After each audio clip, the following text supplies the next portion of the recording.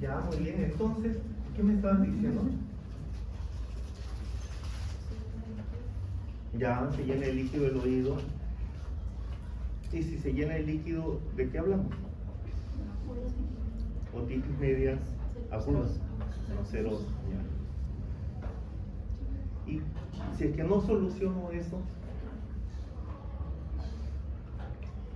¿segura?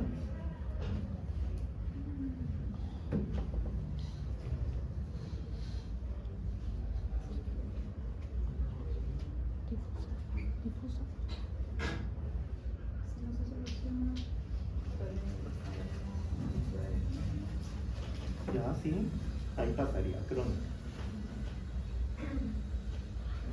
Ya, pero ¿qué más generan los adenoides grandes?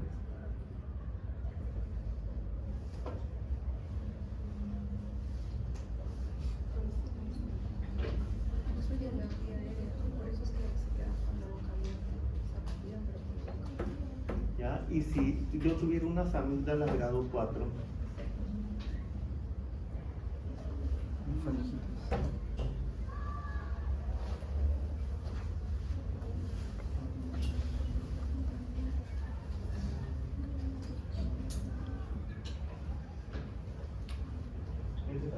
si tengo unas amígdalas grado 4, ¿qué pasa?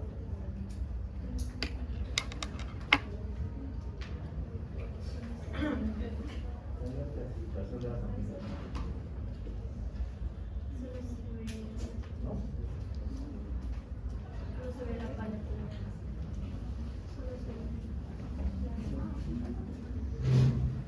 Miren, lo primero, para nosotros es importante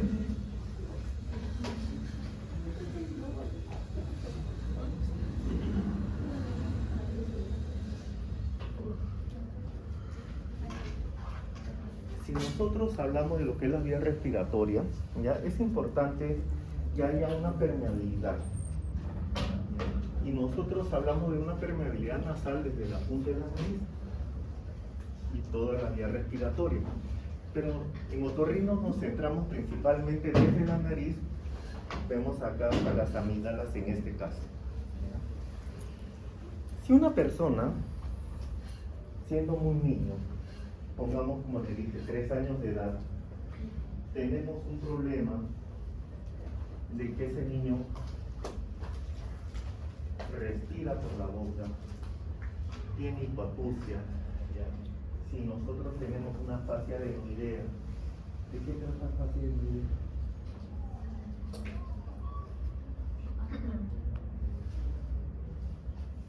¿Dónde lleva la clase? Bueno. Si nosotros tenemos una serie de alteraciones, no solamente a nivel de la nariz, también a nivel de lo que es el maxilar inferior, ¿ya? Entonces, ¿eso qué nos indica? Si es que nosotros encontramos una alteración anatómica, de que ese niño empezó su problema desde antes de los 4 años de edad. Si estas molestias respiratorias se aunan a un problema auditivo como es una hipoacusia, y si nosotros vemos en una microscopía o directamente en una otoscopía, vemos que ese tímpano está vascularizado, ya como si fueran unos rayos de bicicleta. ¿En qué pensamos? Y está retraída la membrana timpánica. ¿Perdón? No. ¿Qué es un colesterol?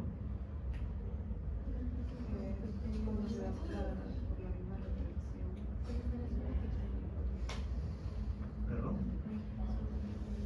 ¿En dónde? ¿Externo? No entiendo, digo ahí. El colesterol puede ser en dónde. En la. Sí, pero es muy peligroso para esto. Ya, pero no es el caso. ¿Ya? Vamos a pensar esto que es más complejo, el colesterol es mucho más complejo. ¿Ya? Pero si nosotros, como les decía, estamos viendo un niño, le vemos el oído, tenemos la membrana timpánica retraída, vascularizada, radiada, como si fueran los rayos de una bicicleta. Tiene hipoacusia, puede haber contenido seroso dentro del oído medio. ¿En qué pensamos?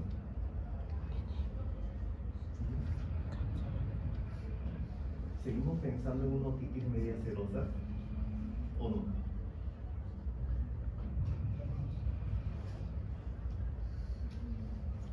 ¿No?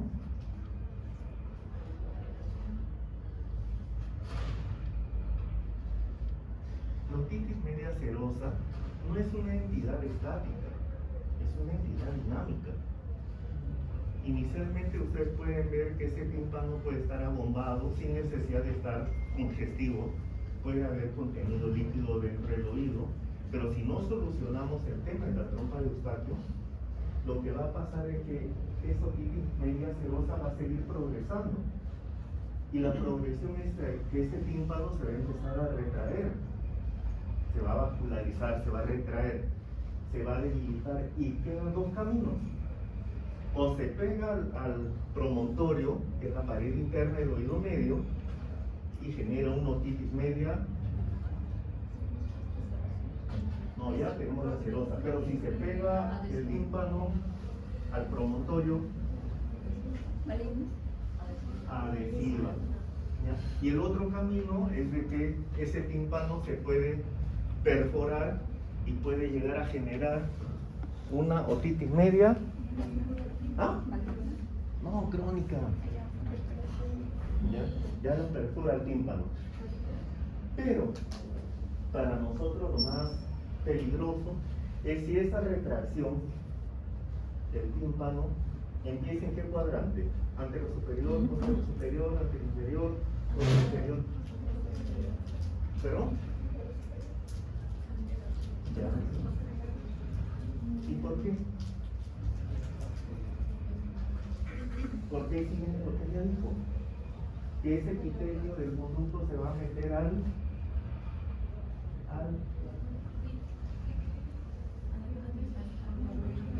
y que va a generar un colesterol? Entonces estaba repasando para el examen, caramba. ¿Ya? Todo es unido. Y eso puede pasar en un niño. Si nosotros agarramos este niño que viene con este problema, ¿ya? Los adenoides, ¿por qué aparecen?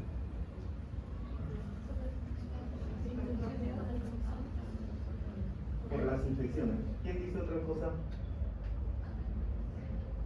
¿Por qué aparecen los adenoides grandes? ¿Qué dice? No se sabe. Ya no se sabe.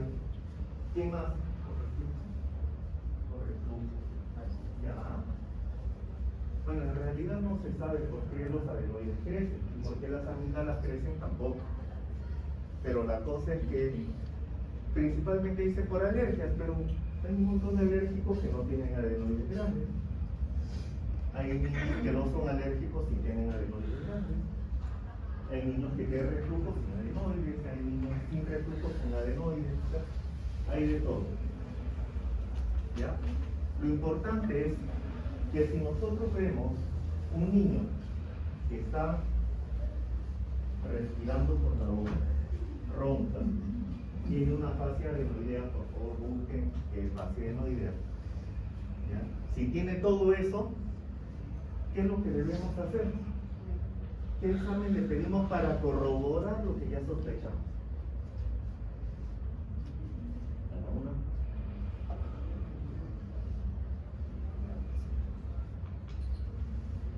¿Tienen idea? ¿Cuál?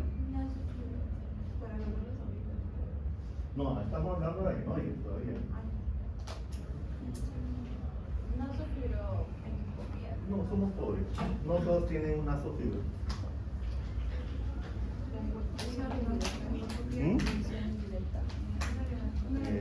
¿Cómo? ¿Cómo los veo? ¿Cómo veo los adenoides grandes?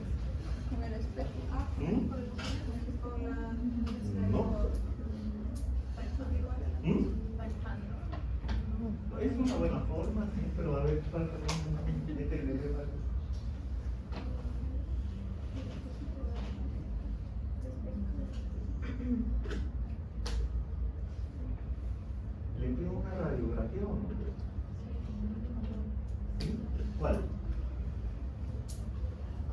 ¿Cuánto sale?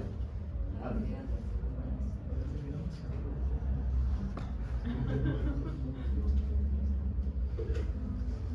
¿Alguna idea? ¿Se pide o no una radiografía para ver adenoides?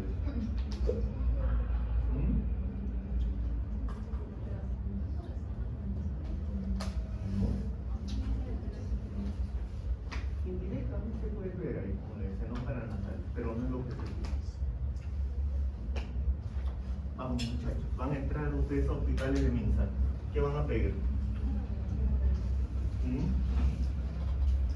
Radiografía de cabum-farincio. Radiografía cabum-farincio. Boca abierta y boca cerrada. ¿Por qué? ¿Por qué boca abierta y por qué boca cerrada? ¿O por qué las dos?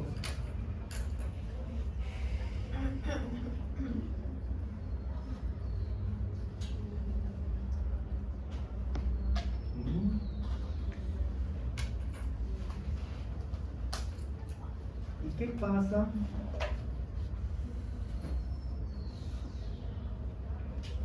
Mira, yo les pido la radiografía de cada uno.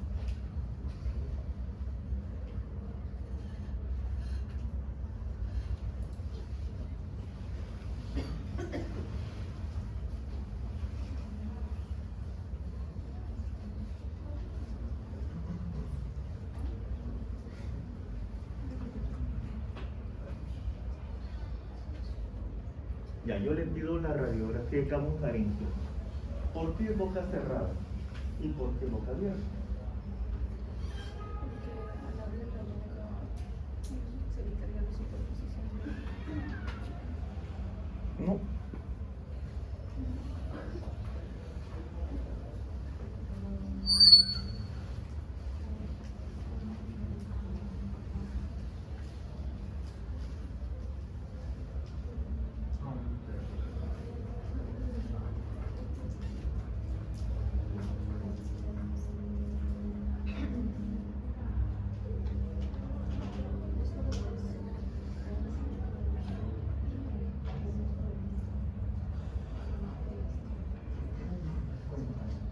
¿Por qué se pide boca abierta y boca cerrada?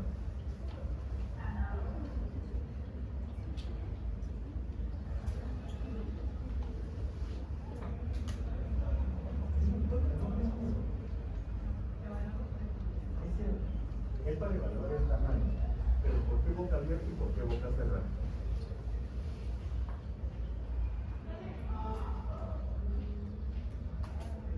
¿Qué es lo que nosotros queremos ver? Si ya, pongamos que tiene adenoides. ¿Simplemente queremos ver los adenoides o queremos ver los compañeros dijo? El tamaño. ¿Qué es lo que necesitamos ver en una radiografía de cabum-farincio?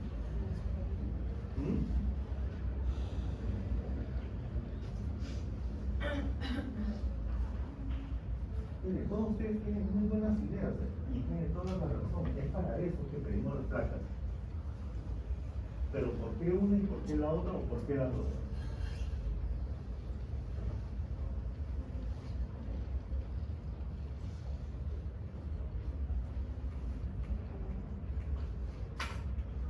¿Qué dijiste? ¿Y aquí tiene que ver el paladar? Abre la boca, evita la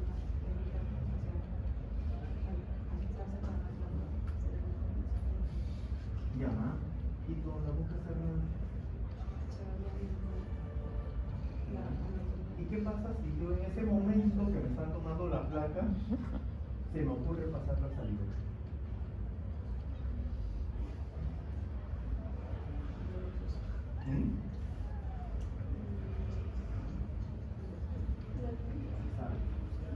Tú sabes. Y eso de esa respuesta porque tú lo sabes. ¿Qué hace el paladar? El paladar es una estructura estática o dinámica. Dinámica. Cuando nosotros pasamos la saliva o cuando comemos, ¿qué hace el paladar? ¿Se queda en su misma posición, se pega la lengua o se va a la pared posterior parental? Entonces, si yo paso la saliva, como niño, paso la saliva en el momento que me están tomando la radiografía cabufaríngeo y el paladar se eleva, ¿qué va a pasar? ¿El paladar y los adenoides se alejan o se acercan? Se alejan.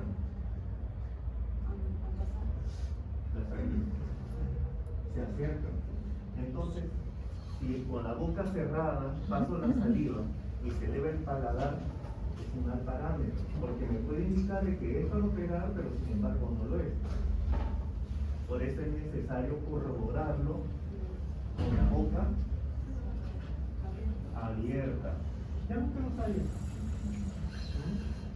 Por eso es importante que nosotros sepamos también cómo se mueve ese paladar. Porque si nosotros nos quedamos solamente en el tema de adenoides sin saber que el paladar se mueve, entonces no vamos a dar un diagnóstico. Es importante que nosotros veamos, como dijo su compañera, la relación entre el paladar y los adenoides, porque eso nos va a determinar si los adenoides son o no para operar. Si nosotros vemos que un niño ya tiene adenoides grandes, tiene problemas respiratorios, tiene problemas auditivos, sí tenemos que operarlo en una forma más rápida que a otros niños. ¿Quiénes van a ser pediatras acá? ¿A quiénes les gusta la pediatría? ¿A ninguno? ¿A más de uno? Bueno, quien quiera ser pediatra y no levante la mano por temor. No tenga miedo, es muy buena especialidad. Pero este es uno de los puntos de controversia entre otorrinolaringología y pediatría. ¿Por qué? ¿A qué edad los adenoides ya no deben estar en esa posición? Mejor dicho, ya no debe haber adenoides. O tal vez haya un vestigio. ¿A qué edad?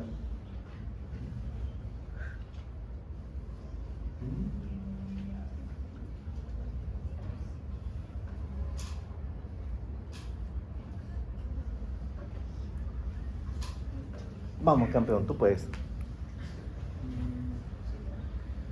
Por eso, tienen que venir bien almorzado, bien descansado, muchachos.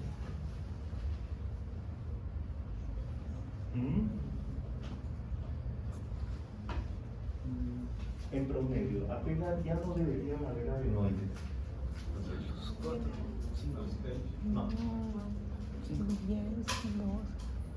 A los 7 años se supone que se estabiliza el tamaño. Pero a qué edad prácticamente desaparecen los adenoides.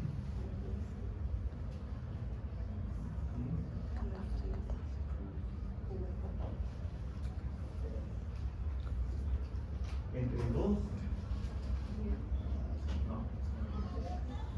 entre los 12 y 14 años en promedio. ¿Ya? Pero acá hay una cosa, ¿y cuál es el punto de controversia?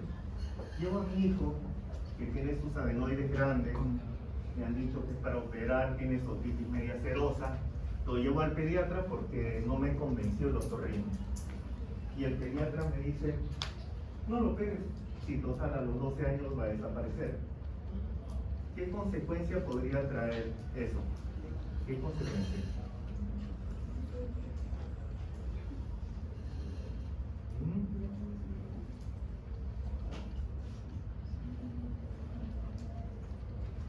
¿Qué podría pasar con ese muchacho? ¿Perdón? No te escuché. Fíjate más fuerte. Por ejemplo, ¿qué pasaría si yo no lo veo?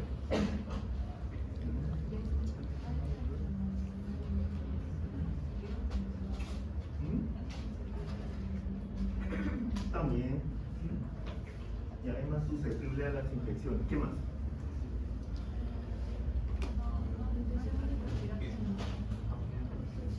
Puede ir a apnea, la obstrucción de la trompa. ¿Qué más?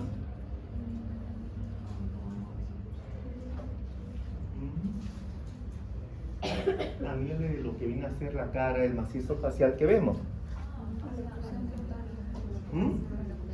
Maloclusión dental, ¿qué más?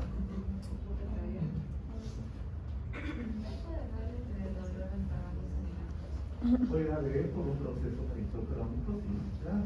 ¿Qué más? ¿Y cuál es esta pasión? Oye? Ya.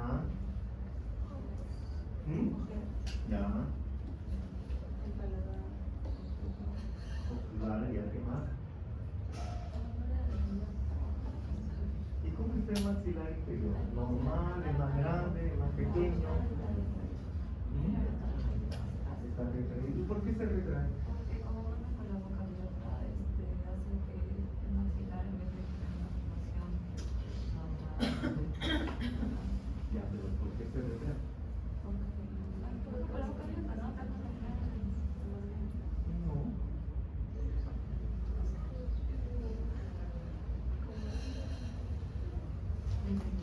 ¿Qué es lo que prohíbe el maxilar inferior derecho?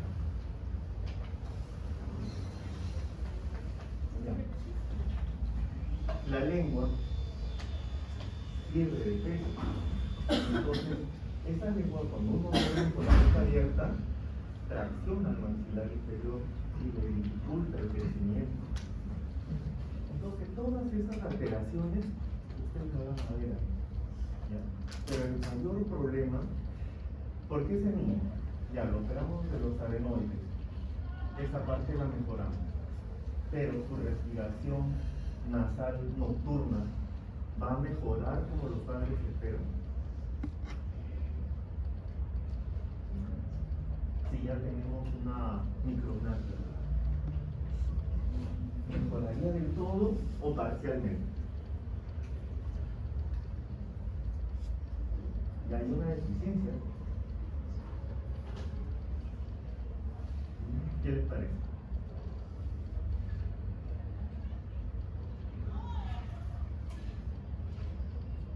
Siempre queda deficiente. No es lo mismo operar a un niño antes de los 4 años de edad que a los 5, 6, 7 años. Para nada es lo mismo. Siempre va a quedar el que pasa a los 4 años de edad y no ha sido operado antes, siempre queda con una deficiencia. Versus los niños que uno los opera más tiernitos, más chiquitos. Pero esa es una. Y la otra, a nivel auditivo, si es que yo dejo que los adenoides desaparezcan a los 12 o 14 años, ¿cuál es el pronóstico auditivo de estos niños? Quedan bien, espontáneamente, mejora su audición, empeora la audición. ¿Qué es lo que le pasa?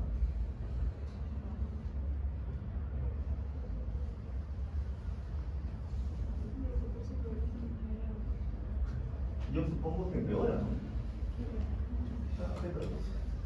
Yo hacía lo mismo.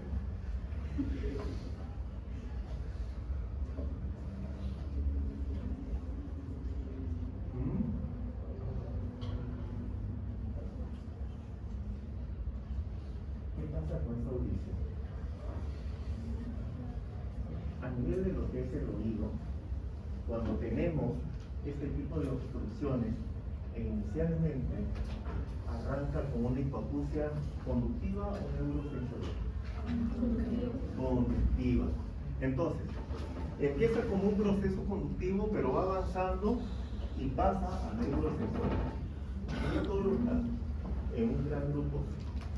Entonces, vemos niños que a una edad precoz, 9, 10 años, tienen que usar audífonos, porque simplemente no se operaron estos adenoides.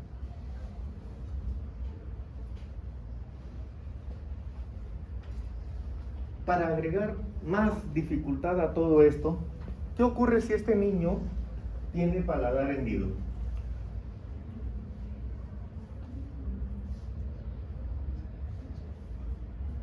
Estos son cosas de la vida real. Esa es la receta, porque saben que no es. ¿Qué pasa ahí? Tenemos paladar hendido. ¿Qué ocurre?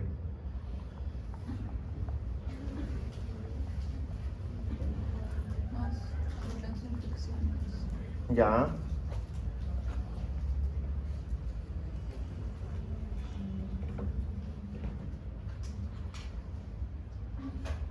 ¿Cómo está la musculatura del velo del paladar en un niño con paladar hendido?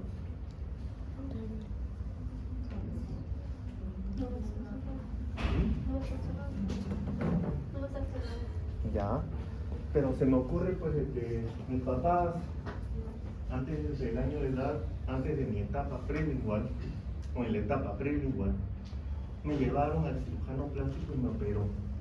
Yo puedo hablar bien, mi paladar está cerrado, pero la función de mis músculos está bien. Ya, no está bien.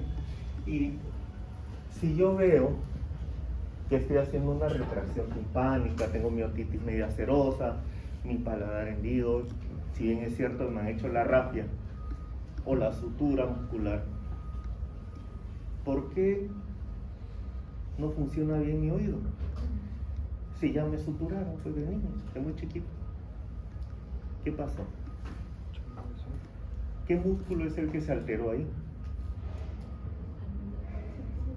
¿Mm?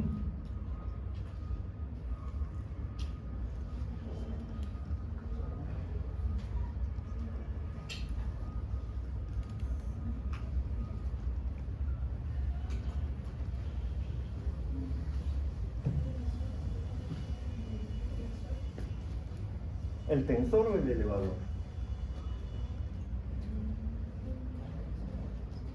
¿Por qué tienen miedo? Mira, es mejor equivocarnos acá, este es con los pacientes. Pero tiene razón, es el tensor. ¿Qué hace el tensor? Aparte de tensar el paladar. ¿Por qué altera la función auditiva? El tensor. ¿O pegues masculino? ¿Interno o externo? Externo. Exacto.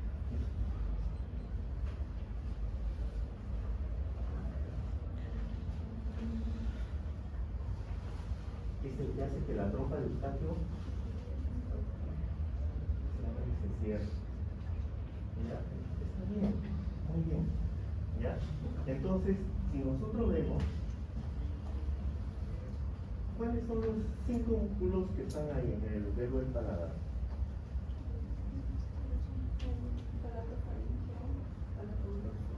Ya.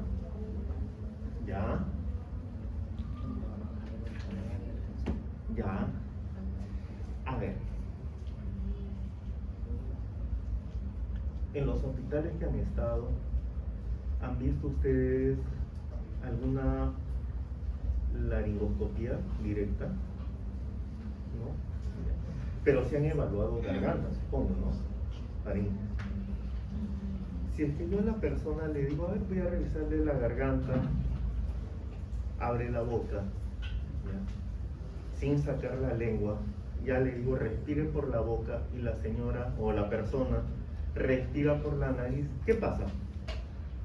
¿Qué pasa con ese paladar?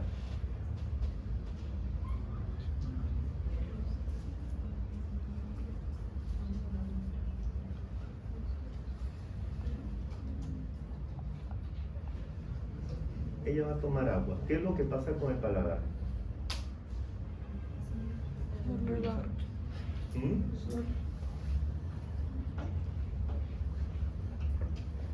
Entre ustedes mismos, ¿ya? O inclusive individualmente en casa, abran la boca frente al espejo, pónganse ahí la cuchara y respiren por la nariz. ¿Qué es lo que pasa con el paladar? ¿Se va hacia arriba o se pega la lengua?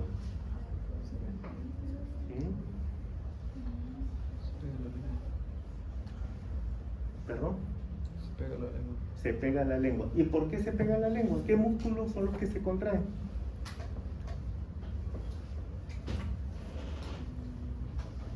Tenemos palato gloso, palato faríngeo, ya, pero ¿pilar anterior o pilar posterior?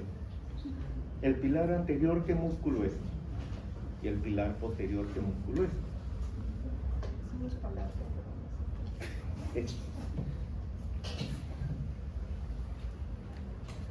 Si va del paladar hacia la lengua, palato gloso, ¿ya? ¿Y este está adelante o está atrás? Entonces, pilar anterior, palato gloso. Si está del paladar hacia atrás, hacia la faringe, palato faringe, ¿ya? músculo de la úvula, el constrictor superior faringe está acá, sacamos la amígdala, está acá, ¿ya? Y tenemos los peristafilinos. Entonces, si yo agarro, contraigo los palatos glosos o pilar anterior, ¿qué va a pasar? Se pega la lengua, ¿ya? Y que va a permitir que uno respire con tranquilidad. Pero si yo agarro, quiero comer, quiero pasar el agua, quiero pasar la comida, quiero englutir, ¿qué pasa? ¿Cuál es el que se contrae? Ya, el elevador 1. ¿Cuál otro? No tanto. ¿Cuál de estos dos? ¿Pilar anterior o posterior? El posterior. Porque si eso no ocurre, ¿qué es lo que pasa con el alimento o con el agua? Se va arriba, se va a la nariz, nasofaringe e inclusive hacia la nariz. ¿Ya? Y eso de ahí que es importante, ¿para qué? ¿Por qué es importante esa musculatura? Por la deglución, trastorno deglutorio, ahí se ve, parte. Bueno, volviendo entonces al niño que tiene, ¿ya?, el paladar hendido, el peristafilino, ¿cuál dijiste que estaba alterado? ¿Interno, externo? Aparte del interno, pero para la malfunción de la trompa, el externo. ¿Ya? Entonces, ese es el principal motivo por el cual el oído en los niños que tienen el paladar hendido se va a un proceso de una otitis media serosa, una otitis media adhesiva o puede ser una otitis media crónica. Se complica. ¿Ya? ¿Qué es lo que nosotros hacemos? Inclusive tenemos que ponerle hasta tubos de ventilación en formete que son más permanentes para que evitar en lo posible que ese tímpano se adhiera al promontorio o a la pared interna del oído medio. Y si ahora yo agarro, ¿ya?, porque van a ver a ustedes algunos padres dicen, caramba, pero yo le abro la boca a mi hijo y tiene ahí un par de pelotas adentro. ¿A qué se refiere? ¿Qué es lo que ven grandes ellos? Las amígdalas. Las amígdalas pueden ser de 4 grados. Si nosotros hablamos de amígdala, dividimos, ¿ya?, la cavidad primero por la mitad, y cada mitad la vamos a dividir en 4. Cada parte va a medir un 25%. ¿Ya? Entonces,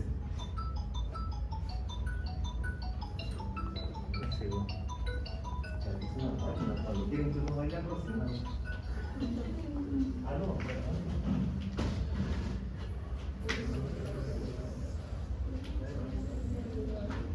Ya.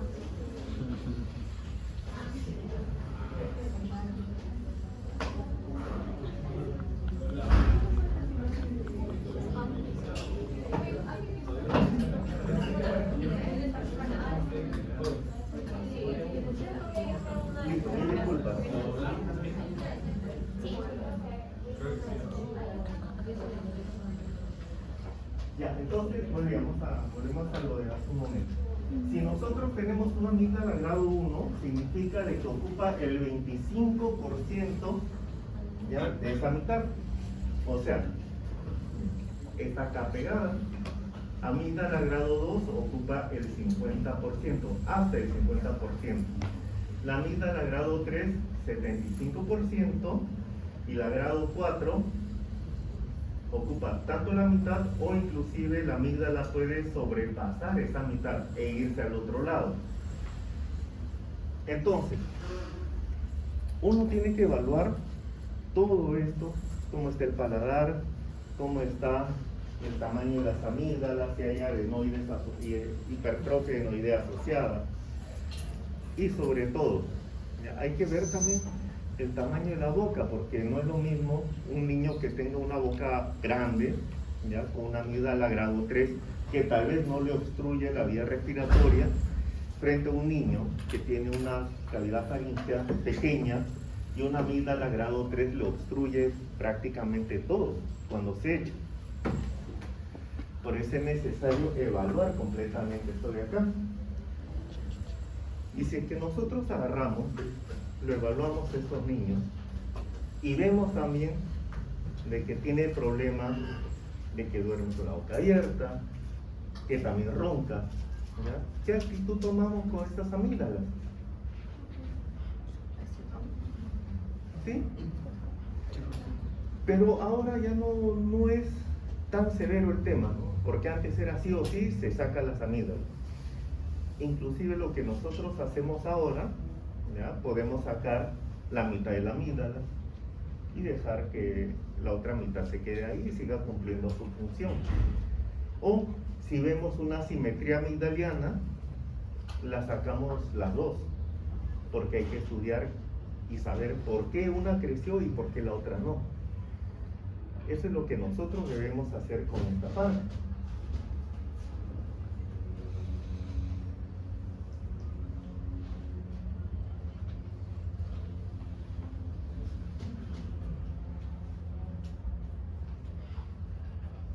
¿Y qué pasa si tu hijita viene con dolor de garganta, tos, fiebre, no puede tomar agua, no puede comer? ¿Qué haces? ¿Tú eres la delegada?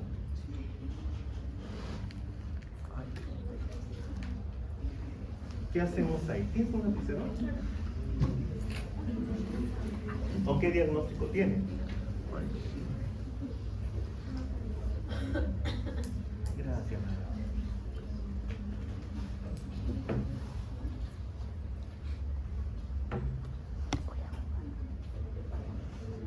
¿Con cuántas tantas vuelas?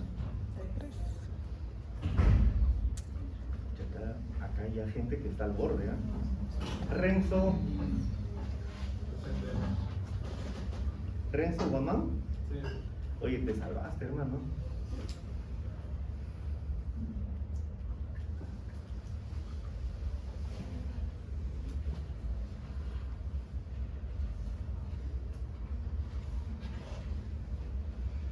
Lady. Cerca.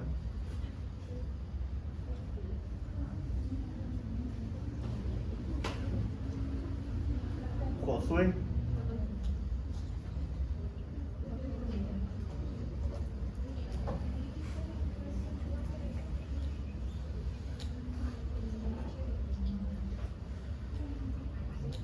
Ana y Elena.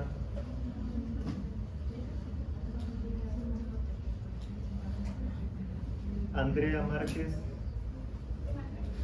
Ya.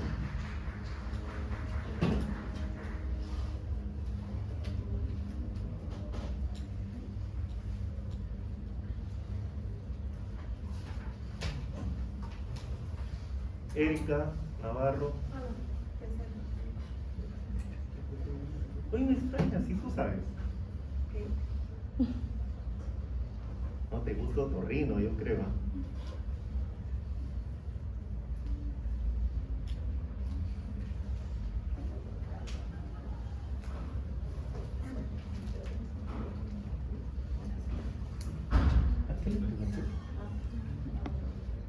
No, algo. Ah, ya. Sí. Ya. Puede ser una faringitis, claro. Ya, y si le abres la boca y ves así que la amígdala está congestiva, está con exudados, ¿qué haces?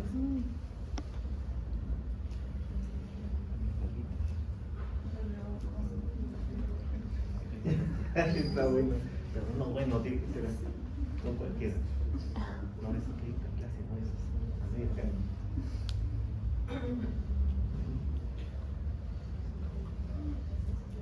pero eso qué te indica, que la amígdala está. La reviso, la mamá. Ya, ¿qué más? Hay infección, si le vemos con exudados, ya, hay fiebre, escalofríos, ganglios. ¿Qué haces? ¿Mm? Ya, sí, claro, es lo mejor. Si nosotros estamos ya frente a un proceso infeccioso, obviamente tenemos que darle un antibiótico. Puede ser oral, inyectable, ya si es que uno le da inyectable, tiene que ser asociado a un corticoide para que haya una reacción más rápida, una respuesta más rápida. ¿Y qué pasa si es que yo le doy el tratamiento y ese cuadro solamente remite parcialmente todas las molestias?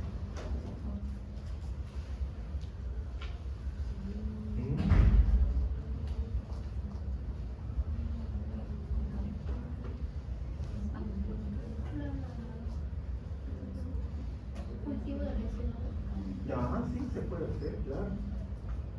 Pero algo que yo he visto es que siempre, ya sea la amígdala, la amigdalitis, la faringitis crónica, es una respuesta a algo. ¿Ya? Entonces, ¿qué es lo importante acá? Que nosotros no nos quedemos solamente en ver la amígdala o ver la faringe y decir, ya, es una amigdalitis y punto, ¿no?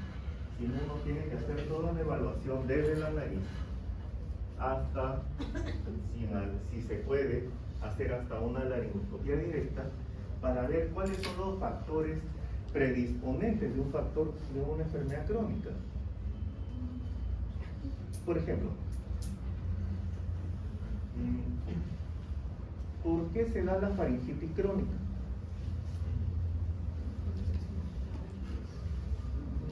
Más o menos.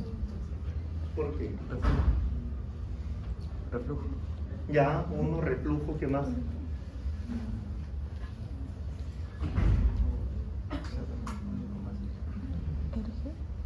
¿Qué más? ¿Qué más?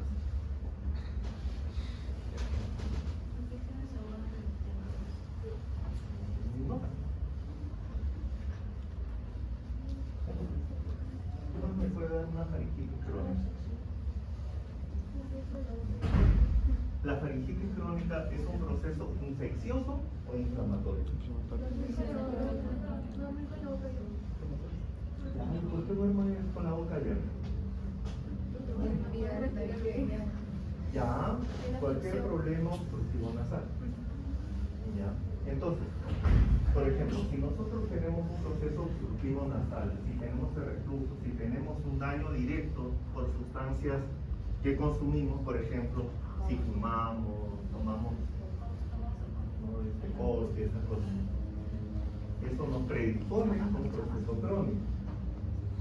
Y la amigdalitis es parecido. Si bien es cierto, la aguda, ¿ya?, es un proceso infeccioso, pero lo que yo he visto en las crónicas es que debe haber algo que predisponga a que ese proceso pase a crónico. Puede haber asociado a una infección, puede tener infecciones recurrentes, pero ¿por qué? Entonces uno tiene que evaluar todo, porque si esa persona sigue durmiendo con la boca abierta, se predispone a que haga procesos infecciosos más frecuentemente. Si tiene reflujos, también, porque debilita toda la musculatura orofaringe, hasta nasal inclusive. Porque inclusive hay procesos de reflujo que son tan severos que algunas personas tienen alteraciones a nivel de oído por el problema de inflamación de la trompa. ¿Ya? Entonces todo eso uno tiene que investigar. Y si yo le doy el tratamiento similar en una amigdalitis crónica, ya, un tratamiento al que tiene amigdalitis crónica similar al que tiene una amigdalitis aguda, ¿qué tipo de respuesta espero? ¿Total o parcial? Sí, solamente cambia la molestia, pero el proceso sigue. ¿Y qué son los tonsilolitos? Los tonsilolitos.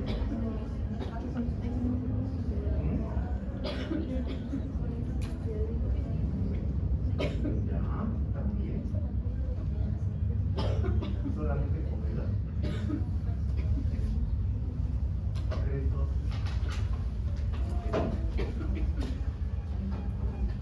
Están activos, secreciones, todo, de la migra. Entonces muchas veces las personas confunden de que hay un proceso infeccioso ¿ya? Porque dice, estoy botando tacos de pus, y no es taco de pus. Como ustedes bien dicen, hay secreciones, hay descamación, hay restos alimenticios, tiene todo, pero menos. ¿Ya? Y eso principalmente, según lo que yo he visto, es cuando hay un proceso inflamatorio crónico. Principalmente. Porque ustedes ven, de acá, ¿cuántos tienen tonsilolitis? 1, 2, 3. ¿Por qué no todos? Tienes tonsilolitis. Entonces es una respuesta a algo. ¿Ya? En lo particular, siempre que veo una amigdalitis crónica o una faringitis crónica, muchas veces lo asocio a enjuagues bucales. ¿Por qué?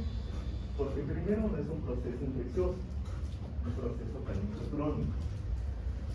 Y si hago unos enjuagues bucales, por ejemplo con el bicarbonato de sodio, voy a ayudar a que si hay gérmenes locales, baje esa cantidad de gérmenes e indirectamente va a ayudar para que la inflamación también baje, dando el tratamiento complementario.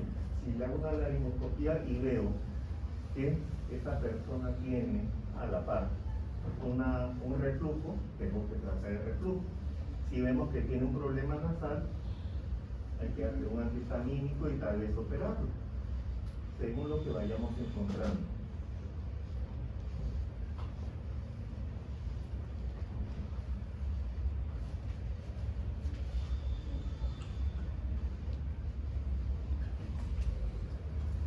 Con la hipertrofia adenoidea también es parecido, uno tiene que ver si es que hay o no una obstrucción respiratoria. Dentro de lo que viene a ser la parte quirúrgica, a quienes quieran ser otorrinos, primero nosotros le abrimos la boca con un abreboca autoestático. Con el abreboca autoestático, como ustedes ven, se abre la boca y ya nos deja trabajar. En la parte baja viene con un bajalengua, para que la lengua no caiga y nos obstruya. En lo que viene a ser la adenoidectomía, si nos ubicamos nosotros en la nasofaringe, los adenoides van a estar en la parte posterior. Entramos con un adenótomo, que es como una cureta. Es una cureta en realidad. Y con esto entramos, lo clavamos acá y vamos sacando los adenoides. Como ir afeitando la parte posterior de la garganta. En esa posición.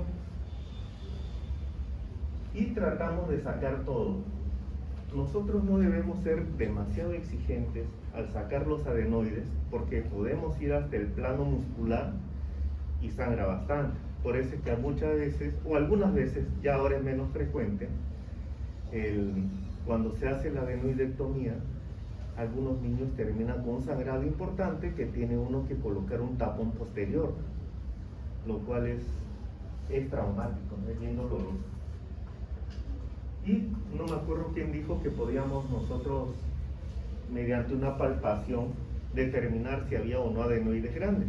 En una operación fácilmente se puede hacer porque uno tiene que poner el dedo tras el velo del paladar para sentir o no si es que quedó algún resto. Si nosotros vamos a hacer la amigdalectomía, traccionamos la amígdala, la medializamos. Y al medializarla tenemos que hacer un corte paralelo al pilar anterior. Una vez que hacemos ese corte, tenemos que disecar bonito la amígdala. Tenemos que exponer toda la amígdala sin cortarla. Acá lo estamos decolando. Y al último, en algunas técnicas se utiliza un amigdalótomo, se llama, que es como un asa de siembra que sirve para cortar la última porción amigdaliana. Y con eso sacamos la amígdala. Esta es la técnica estándar. Aunque no crean, este librito o esta gráfica la saqué de un libro de los años 50. La técnica es la misma hasta ahora. Ahora, lo que sí ha variado es que como ya hay otro tipo de instrumentos, no me acuerdo quién dijo que Si queríamos ver adenoides, podemos entrar con un telescopio, con una cámara, por la nariz, ¿ya? Y usamos cámaras ya sea de 0 grados, 30 o 70, para ver si hay o no restos adenoideos. ¿Ya? Y eso se usa también en sala de operaciones para saber si está o no ya permeable lo que es la nariz. Para hacer la amigdalectomía hay un montón de instrumentos, puede uno hacerlo con cauterio, con radiofrecuencia, ¿ya? Y hay inclusive otros materiales en los cuales uno va carcomiendo la amígdala y es más seguro, ¿no? Porque uno tendría que tener una mano un poquito agresiva como para irse contra el músculo. Pero en realidad la técnica original es la que se sigue usando, sin importar el material con el que uno lo haga. Cuando nosotros agarramos, pensamos en algo maligno, porque también llega a casos malignos de esto de acá. ¿Ya? Si nosotros, por ejemplo, vemos una amígdala de crecimiento rápido, que en un mes duplique, triplique su tamaño.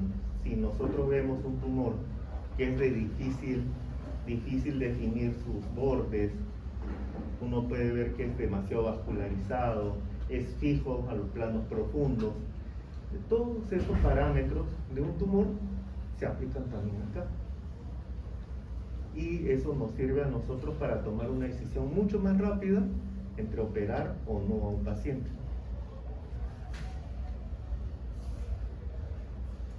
Ahora, si ustedes también desean o les llega algún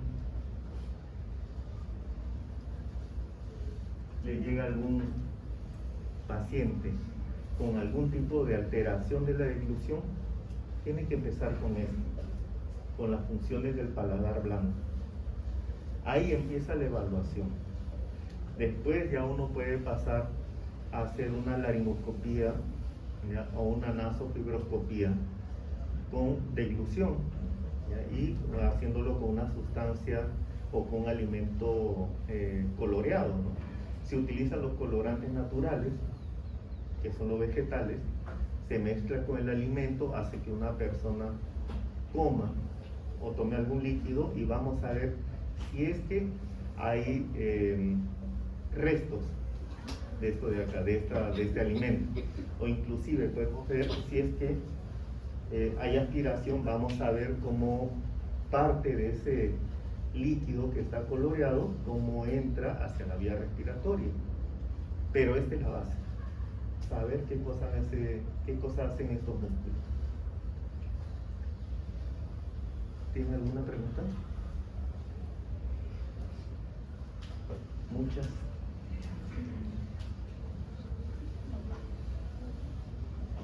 ¿Ninguna inquietud? ¿Os quedó claro? Ups. Creo que no. Bueno, muchachos, les deseo mucha suerte para el día sábado. Como ustedes han visto, nos hemos dado un paseo por los oídos, por la nariz, por la garganta, ¿ya? Traten de ver todos estos temas juntos, porque en el momento del examen le va a venir así. No lo hagan por separado, todo está unido en otorrino. Este es el centro, para que todo les salga bien. Bueno, muchachos, mucha suerte. Ha sido todo por hoy y un gusto conocerlos.